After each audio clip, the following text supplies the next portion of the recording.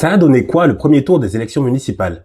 Plus de 48 millions de Français se sont déplacés pour élire le maire de leur commune. La participation dépasse les 58%, un niveau supérieur à celui observé lors des élections municipales de 2020.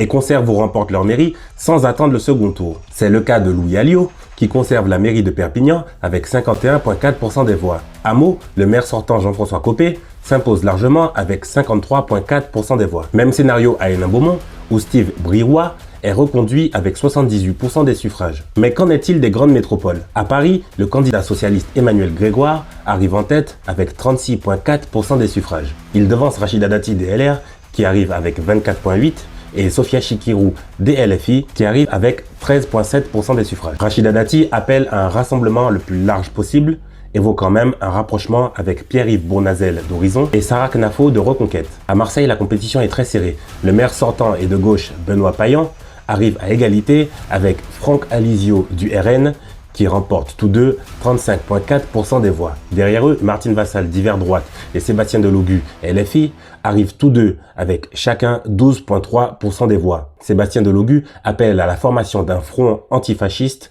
pour le second tour. À Lyon, duel annoncé entre Grégory Doucet de l'Union des Gauches et Jean-Michel Aulas du Centre Droit, qui sont crédités tous deux de 36,8% des suffrages. Derrière eux, Anaïs Bellois-Sachérifi atteint 10,5% des suffrages et se dit prête à une fusion technique de sa liste avec celle de Grégory Doucet. À Nice, Christian Estrosi prend la tête avec 43,5% des voix. Il devance Christian Estrosi qui atteint 30,7% des suffrages. La candidate écologiste Juliette Chenel-Leroux complète le podium avec 12%. Les électeurs de ces grandes villes sont appelés à retourner aux urnes pour un second tour qui s'annonce décisif.